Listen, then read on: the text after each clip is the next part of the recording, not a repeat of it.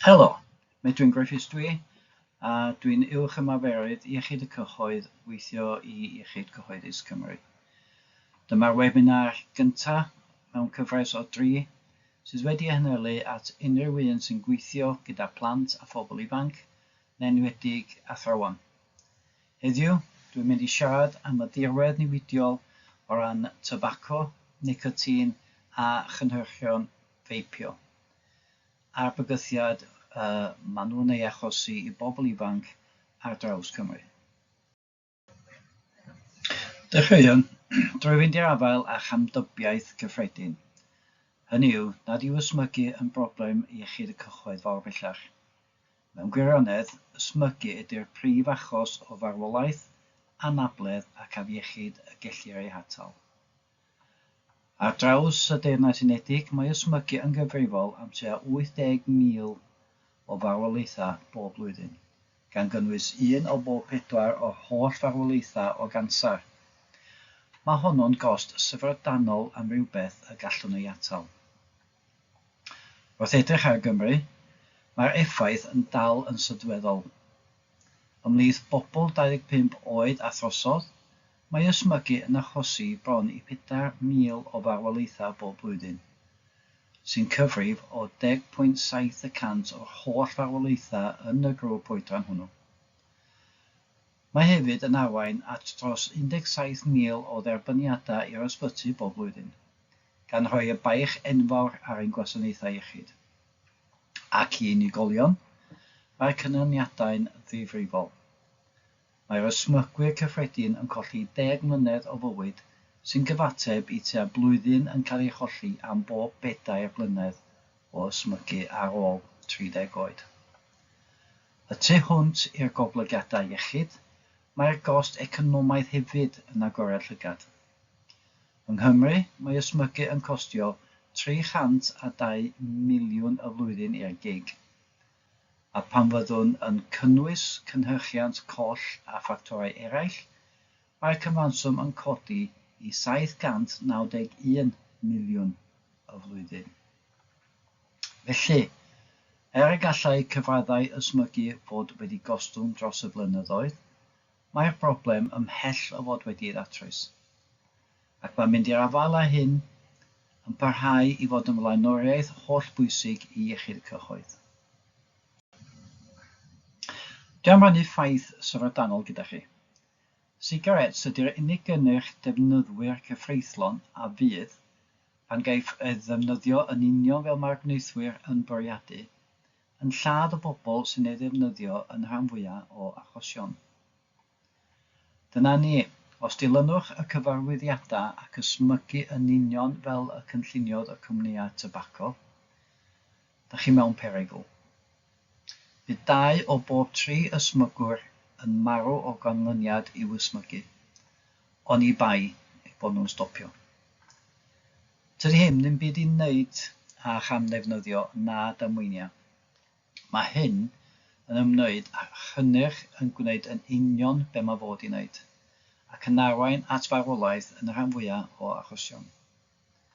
Mae hefyd yn gyfrifol am lawer o salwch a sawl afiechyd fel cansera, anhwylder anadlol, a chlefyd cardiofasgwlaidd. Mae'n atgof clir o ba mor berygl i'w ysmygu mewn gwirionedd. Mae ysmygu yn parhau i fod yn un o'r prif ffactorau sy'n achosi anghydraddoldebau iechyd yn ein cymdeithas. Fod smocio yn effeithio ar bob grŵp, tydi o ddim yn effeithio bob grŵp yn gyfartal. Yng Nghymru, mae bobl sy'n byw yn yr ardaloedd mwyaf difreintiedig yn gwynebu baich llawer uwch o ysmygu na rhai yn yr ardaloedd lleiaf difreintiedig. Maen nhw 3.4 gwaith yn fwy tebygol o ysmygu, tua 3 gwaith yn fwy debygol o gael ei derbyn yr ysbyty gyda salwch sy'n gysylltiedig ag ysmygu, a tua 3 gwaith yn fwy debygol o farw. Ond dim ystadegau yn unig ydy hein. Maen nhw'n cynrychioli bywydau go iawn, teuluoedd a chymunedau sy'n cael eu taro galetaf gan niwed sy'n gysylltiedig ag ysmygu. Mae mynd i'r afael ag ysmygu yn golygu mynd i'r afael ag anghydradoldeb. Mae Llywodraeth Cymru wedi gosod targed o leihau nifer o oedolion sy'n smygu i lai na 5% erbyn 2030. Mae hyn yn rhan o darged terfynol tobaco y Sefydliad Iechyd y Byd, World Health Organisation, o greu cenedloedd ddifwg i ddileu defnydd tobaco. Yn anffodus, mae rhagolygon diweddar yn rhoi darlun mwy heriol.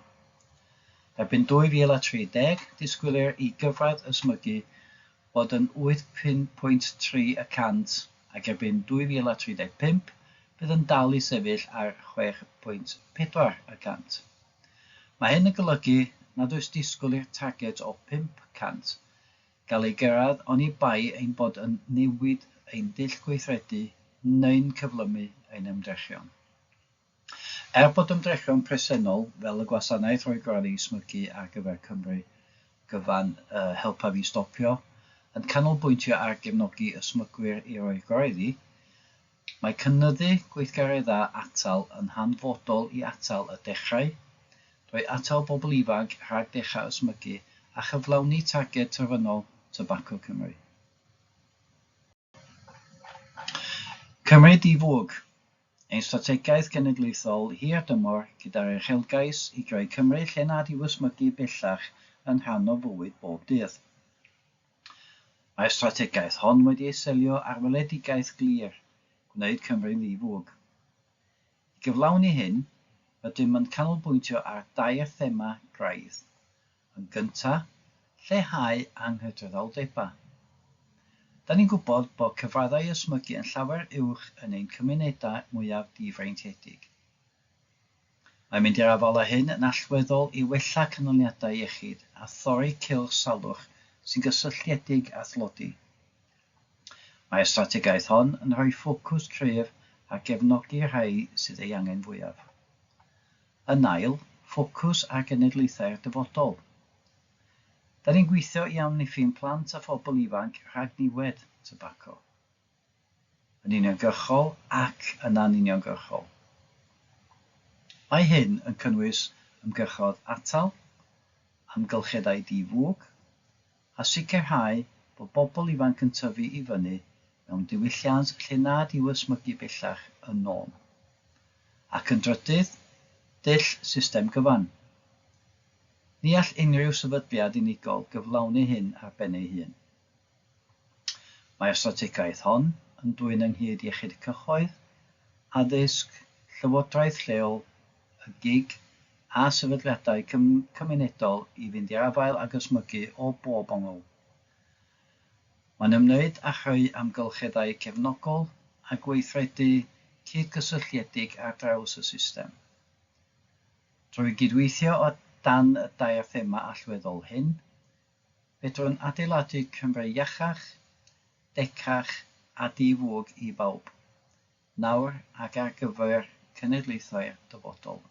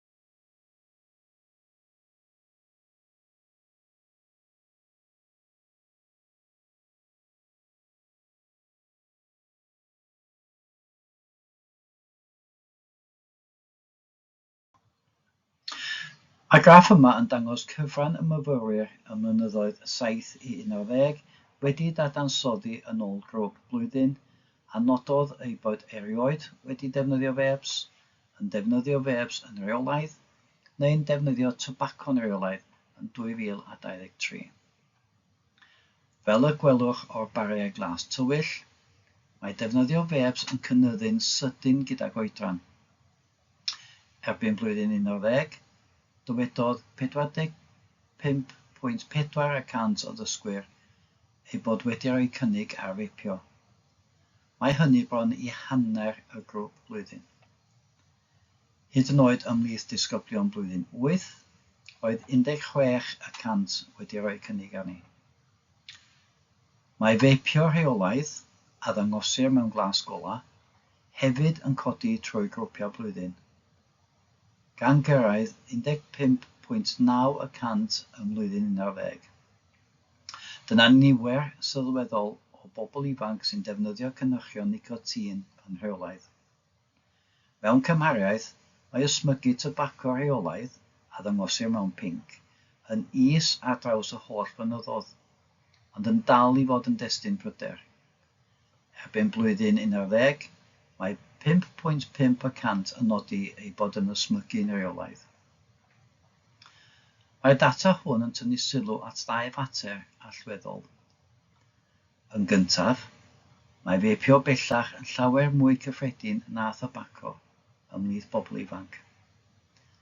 Yn ail, mae'r cynnydd sydyn mewn defnyddio fêps bob amser ar reolaidd o flwyddyn 8 ymhlith yn dangos bod hyn yn dod o bryder iechyd y cyhoedd, neu'n wedi gan nad yw llawer o bobl ifanc hyn erioed wedi ysblygu o blaen. Mae'n atgyfnerthu'r angen am fesurau atal cryf, rheoleiddio a chefnogaeth i bobl ifanc mwyn osgoi caethiwed i nicotin ym mhob ffurf. Felly, pam mae feipio yn bryder difrifol yn ysgolion a'n cymunedau? Yn gyntaf, mae rhan fwyaf o fêps yn cynnwys nicotin, sy'n gaethiwys iawn. Hyd yn oed pan gaeth cynhyrchion eu marchnata fel rhai heb nicotin, mae profion wedi canfod bod llawer yn dal i gynnwys nicotin. Mae hyn yn peri pryder, gan y gall defnydd reolaidd arwain yn gyflym at gaethiwed. Mae nicotin yn effeithio ar ddatblygiad yr ymennydd yn enwedig mewn plant a phobl ifanc. Gall ymyrryd a chanolbwyntio, y cof a'r gallu i ddysgu. Gall bob un ohonynt effeithio ar ei perfformiad academaidd ac ymddygiad yn y dosbarth. Yn y tymor byr, ydym hefyd yn gweld sgil effeithiau corfforol. Mae bobl ifanc yn adrodd am gur pen, dolur gwddw, pendro a pheswch parhaus ar ôl defnyddio fêps. Weithiau, gellir camgymryd y symptomau hyn am broblemau eraill, ond maent yn aml yn gysylltiedig â feipio. Pan fydd plant a phobl ifanc yn mynd heb feipio, gallant profi symptomau diddyfnu. Pethau fel newidiadau mewn hwyliau, cwsg gwael a gorbryder.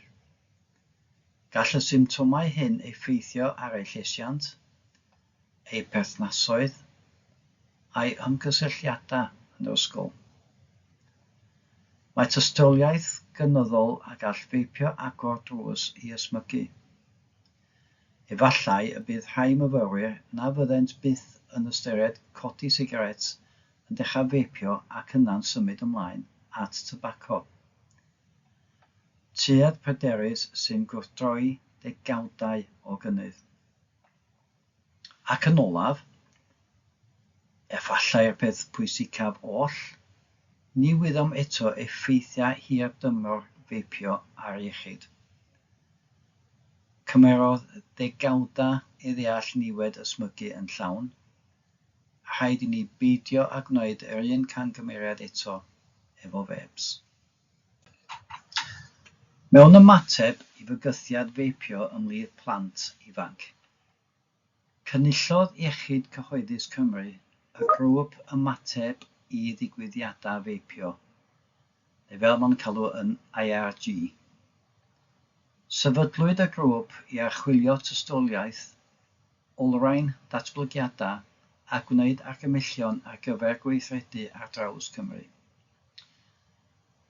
Daeth yr IRG ag ystod eang o arbenigedd ynghyd gan gynnwys gweithwyr proffesiynol iechyd y cyhoedd, addysgwyr, clinigwyr pediatrig ac anadlol, swyddogion safonau masnach, sefydliadau trydydd sector ac ymchwilwyr academaidd. Cyfarfu'r grŵp gyntaf ym mis Gorffennaf 2023 a chyflwynodd ei adroddiad terfynol ym mis Ebrill 2024. Mae'r dull cydweithredol hwn wedi bod yn hanfodol wrth lunio ymateb cydgysylltiedig i'r defnydd cynyddol o fêps ymhlith plant a phobl ifanc. Gosododd yr IRG nod clir, normaleiddio feipio, yn enwedig ymhlith plant a phobl ifanc. Mwyn cyflawni hyn, wnaeth y grŵp nifer o argymellion allweddol. Cyfynnu ar farchnata. Mae hyn yn cynnwys rheolaethau llymach ar becynnu, hysbysebu a sut mae cynhyrchion yn cael eu cyflwyno yn y man gwerthu. Cyfynnu blasau ac enwau cynhyrchion i ddisgrifiadau sylfaenol fel tybaco, mintys, menthol a ffrwythau, gan gael gwarad ar enwau deiniadol neu gimiglyd fel bubblegum neu unicorn sy'n targedu bobl ifanc. Gwahardd fêps tafladwy yn gyfan gwbl, oherwydd ei heffaith amgylcheddol, rwyddineb mynediad a'i poblogrwydd gyda defnyddwyr dan oed. Cyflwyno treth ar gynhyrchion feipio, ei osod yn is na Tybaco i barhau i gefnogi ysmygwyr sy'n awyddus i roi gwreiddi. Ac yn olaf, sefydlu cofrestr manwerthu ar gyfer unrhyw un sy'n gwerthu tybaco neu fêps mwyn cryfhau gorfodi ac atebolrwydd. Yn ogystal â normaleiddio feipio, dylid cynnig cefnogaeth i blant a phobl ifanc sy'n gaeth i feipio ar ffurf gwm neu batsys nicotin i'w helpu i roi gwreiddi. Mae deddfau pwysig eisoes ar waith ynghylch tybaco a feipio. Mae'n anghyfreithlon gwerthu tybaco neu sigarets sy'n cynnwys nicotin i rai dan 19 oed. Mae hyn wedi bod ar waith ar gyfer sigarets ers 2015. Ar gyfer cynhyrchion fêps yn benodol, mae rheoliadau ar cryfder nicotin a chyfaint y tanc, ac mae rhai cynwysion, fel lliwiau a chaffin, wedi gwahardd. Rhaid i gynhyrchion cael labeli clir a rhybuddion iechyd. Ond rydym hefyd yn gwybod bod gwerthiannau anghyfreithlon yn gyffredin.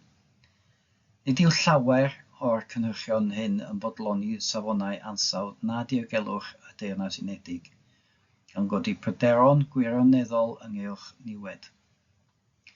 Ac yn olaf, mae'n bwysig cofio bod gennym ni gyfreithiau di-fwg bellach sy'n cwmpasu nid yn unig eiddo dan do a cherbydau, ond hefyd rhai mannau awyr agored fel ysgolion, meithrinfeydd, mesur chwarae ac ysbytai.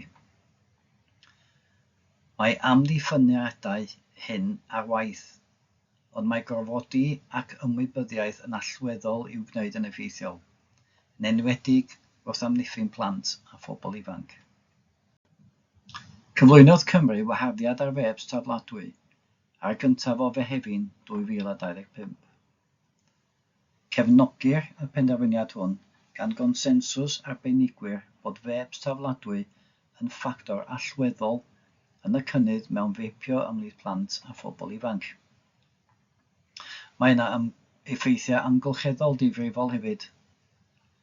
Mae pethau tafladwy yn cyfrannu at sbwriel, a gall y cemegau y tu mewn ollwng i'r pridd a'r difyrffyrdd gan newidio bywyd gwyllt. Y tu hwnt i'r niwed amgylcheddol, mae batris yn y cynhyrchion hyn wedi cysylltu â thannau mewn biniau, gan greu risg diogelwch arall eto. Mae'r gwaharddiad hwn yn adlewyrchu cydnabyddiaeth gynyddol bod fêps tafladwy yn fygythiad i iechyd y cyhoedd a'r amgylchedd. Mae bil Tybaco a fêps Llywodraeth y Deyrnas Unedig yn nodi newid hanesyddol mewn rheoli tybaco. Wrth ei raidd, mae'r uchelgais i greu'r genedlaeth ddifwg gyntaf. Yn amodol ar gymeradwyaeth y Senedd, bydd y polisi yn dod i'r ar gyntaf o Ionawr 2027, fe fydd y rhai a aned ar gyntaf Ionawr 2009 yn troi yn 19 oed. Mae hyn yn golygu na ellir byth gwerthu cynhyrchion tybaco yn gyfreithlon i'r grŵp oedran hwn nac unrhyw un iau. Mae'r bil hefyd yn cynnig cynllun drwyddedu manwerthu newydd, gyda'r nod o reoleuddio'n well pwy all werthu tybaco a chynhyrchion feipio. Mwyn creu gorfodi, bydd yn cyflwyno dirwyon yn y fan a'r lle am werthiannau dan oed a thoriadau eraill. Mae cynlluniau ar gyfer cyfyngiadau llymach a'r hysbysebu anawdd gan helpu i ddadnormaleiddio tybaco a feipio ymhellach, yn enwedig i bobl ifanc. Gallai'r ddeddfwriaeth hon newid pethau yn llwyr o ran amddiffyn plant a phobl ifanc rhag niwed. Yn bwysicach, mae'r bil hefyd yn cyflwyno cyfyngiadau newydd ar feipio gan gynnwys fêps heb nicotin.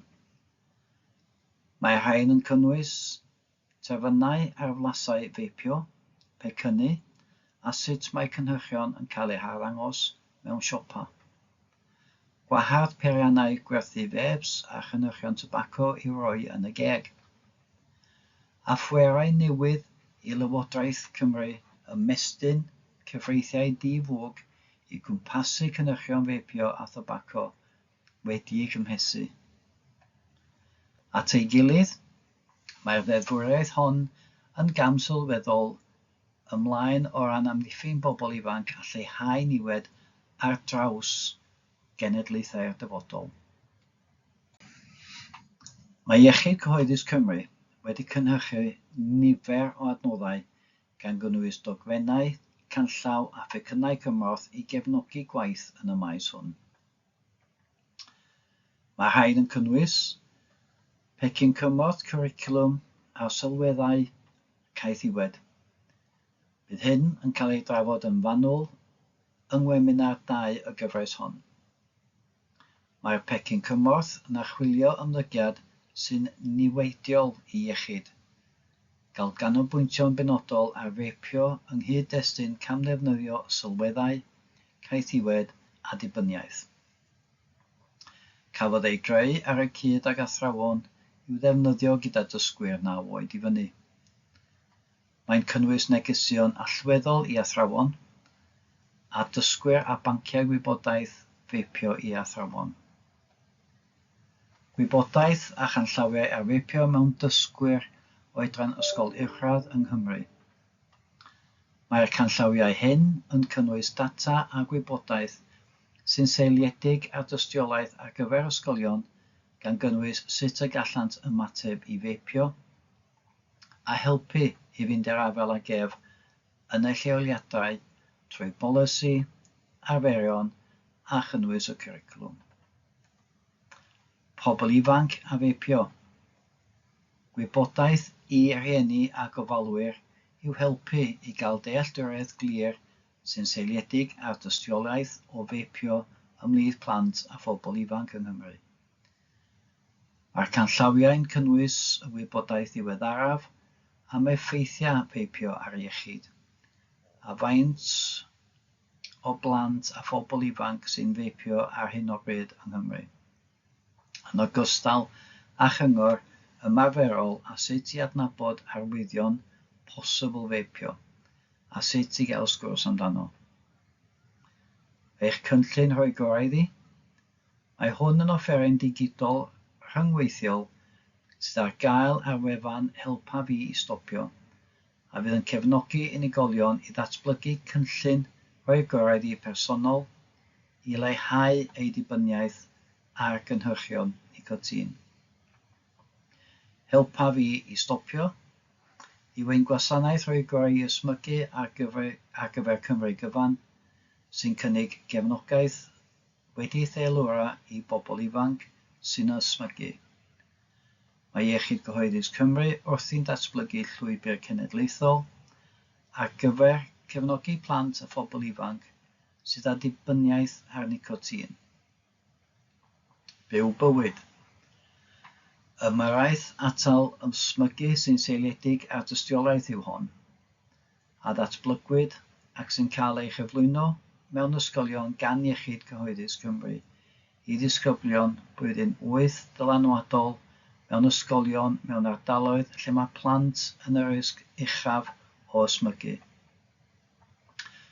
Mae'n rhoi wybodaeth, y sgiliau a cymhelliant i'r bobl ifanc hyn drafod yn gyfforddus risgau ysmygu a manteision fod yn ddifwg ymhlith eu cyfoedion, cyn iddynt gyrraedd yr oedran dechrau ysmygu arferol.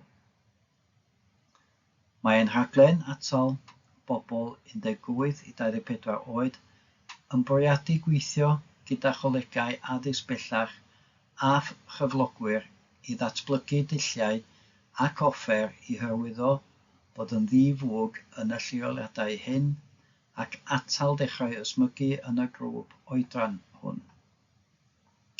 Mae Cymru yn cynnal yr ymgyrch dim esgus byth sy'n galluogi unrhyw un i roi gwybodaeth am werthiannau anghyfreithlon a chynhyrchion anhyfreithlon yn ddienw.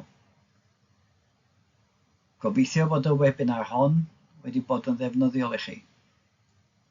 Diolch am wrando.